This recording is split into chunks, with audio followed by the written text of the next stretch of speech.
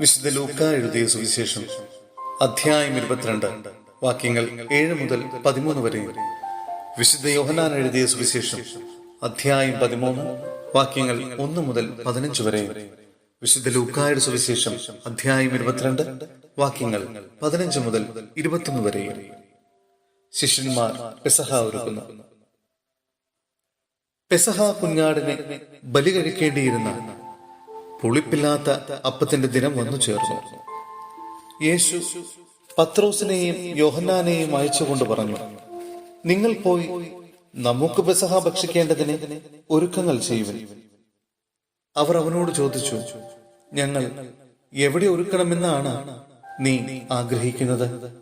അവൻ പറഞ്ഞു, ഇതാ, നിങ്ങൾ പട്ടണത്തിലേക്ക് പ്രവേശിക്കുമ്പോൾ ഒരു കുടം വെള്ളം ചുമന്നുകൊണ്ട് ഒരുവൻ നിങ്ങൾക്കെതിരെ വരും.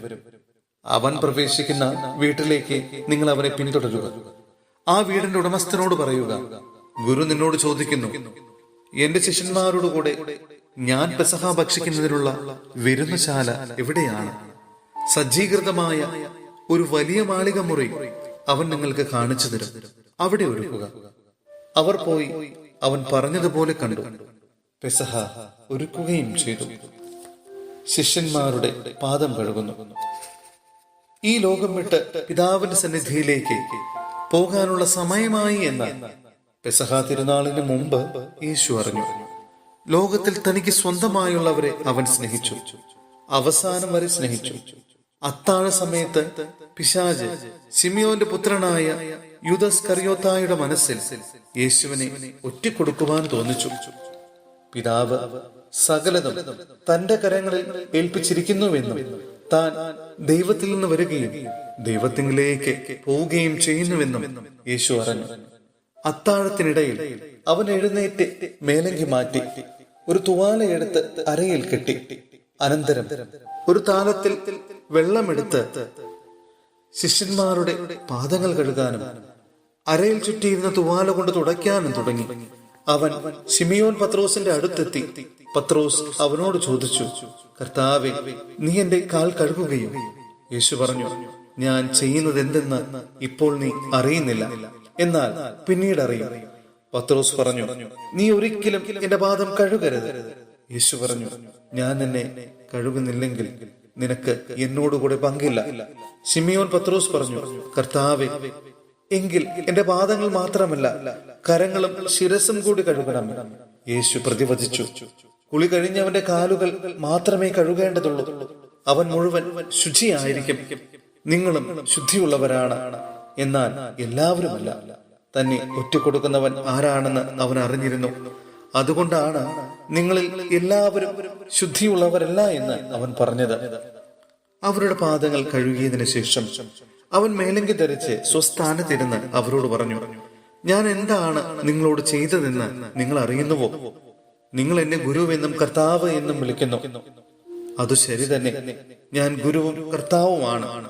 നിങ്ങളുടെ കർത്താവും ഗുരുവുമായി ഞാൻ നിങ്ങളുടെ പാദങ്ങൾ കഴുകിയെങ്കിൽ നിങ്ങളും പരസ്പരം പാദങ്ങൾ കഴുകണം.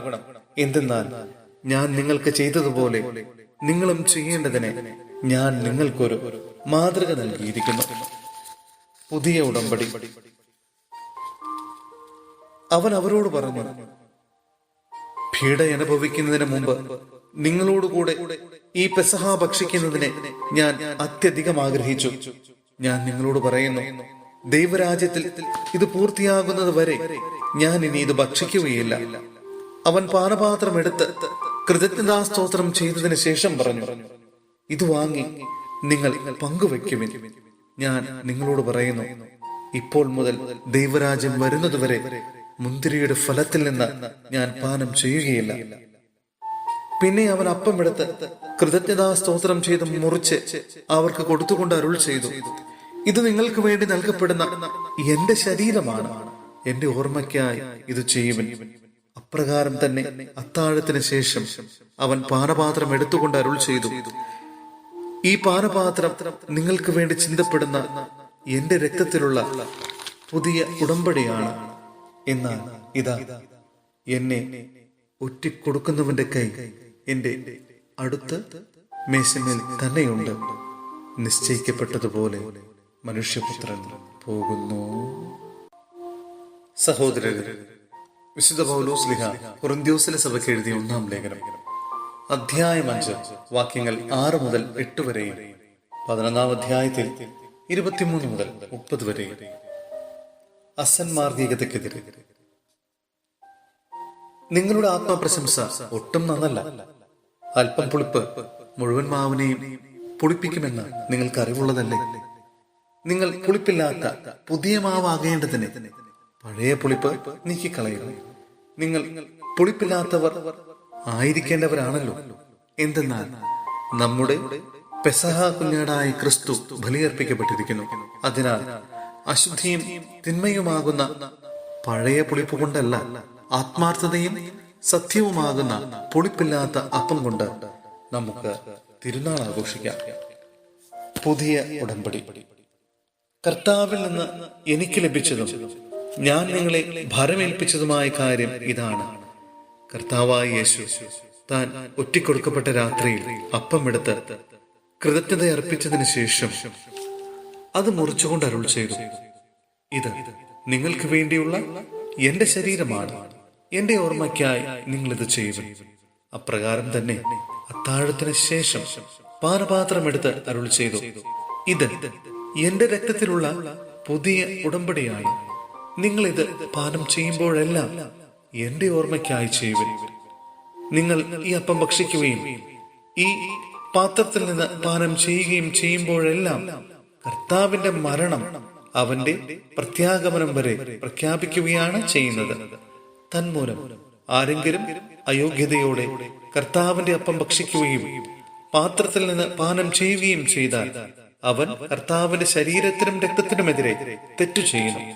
അതിനാൽ ഓരോരുത്തരും ആത്മശോധന ചെയ്തതിന് ശേഷം ഈ അപ്പം ഭക്ഷിക്കുകയും പാത്രത്തിൽ നിന്ന് പാനം ചെയ്യുകയും ചെയ്യട്ടെ. എന്തുകൊണ്ടെന്നാൽ ശരീരത്തെ വിവേചിച്ചറിയാതെ ഭക്ഷിക്കുകയും പാനം ചെയ്യുകയും ചെയ്യുന്നവൻ തന്റെ തന്നെ ശിക്ഷാവിധിയാണ് ഭക്ഷിക്കുന്നതും പാനം ചെയ്യുന്നതും. നിങ്ങളിൽ പലരും രോഗികളും ദുർബലരും ആയിരിക്കുന്നതിനും ചിലർ മരിച്ചുപോയതിനും കാരണം ഇതാണ്.